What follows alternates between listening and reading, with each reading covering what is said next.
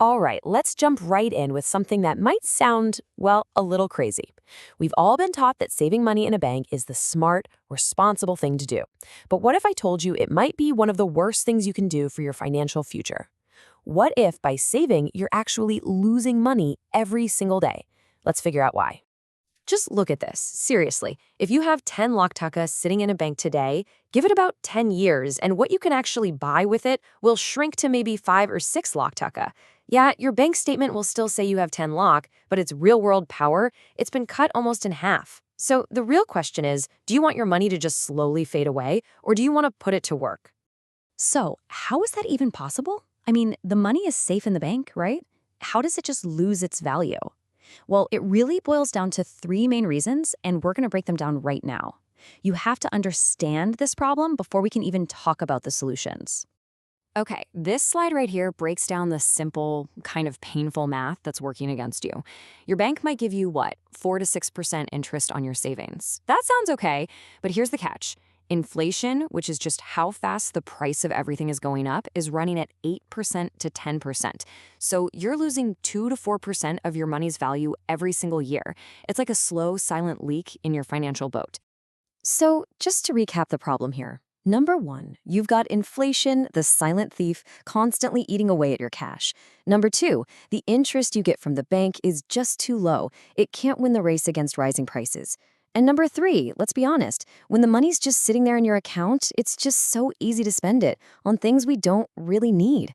It feels accessible, so we use it. Let me tell you a quick story to make this crystal clear. Meet Rahat. Back in 2005, he had a big dream. He scraped together 5 lakh taka and put it in the bank. The plan was to one day buy a nice piece of land for his family. He felt smart, right? He thought his money was safe and even growing a little bit. But here's the gut punch. 15 years go by, and by 2020, the price of that land he wanted had exploded to 25 lakh taka.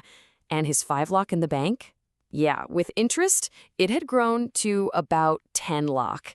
He was further away from his dream than when he started. The opportunity was just gone, probably forever.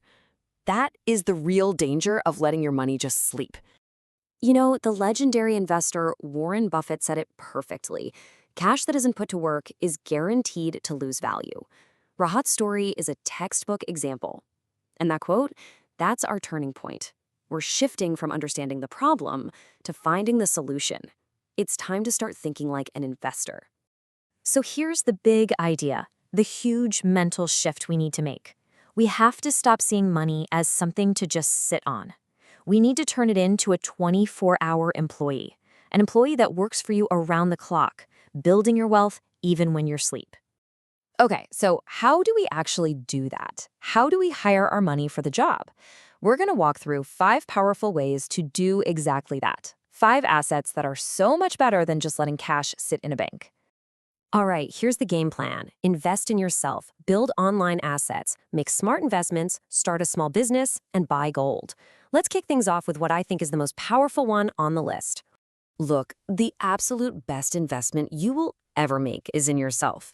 Your skills are an asset that inflation can't touch. Think about it. A graphic designer making $20,000 a month might invest some time and money to learn UI/UX design. Suddenly, their skills are in high demand, and their income can jump to over 1 lakh a month. That is a return on investment you will never see from a bank.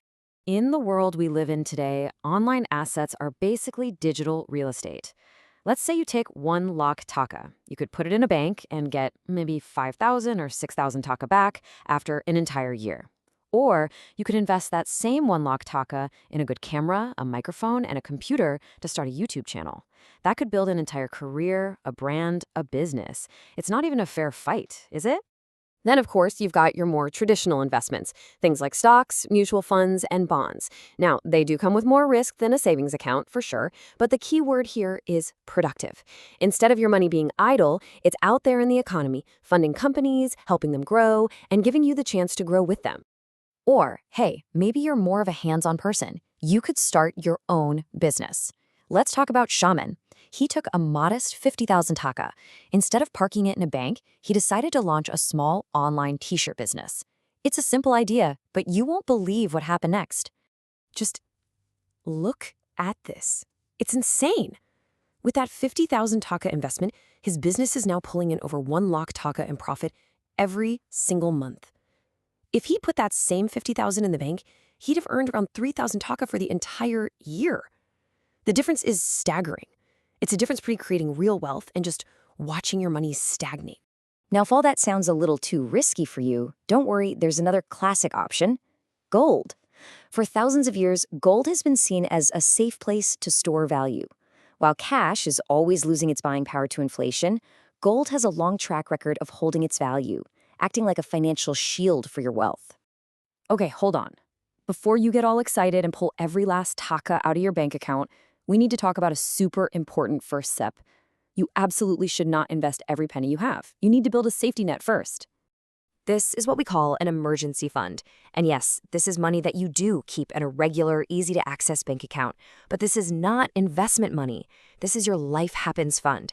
It's for true, unexpected emergencies: a medical issue, losing your job, a family crisis.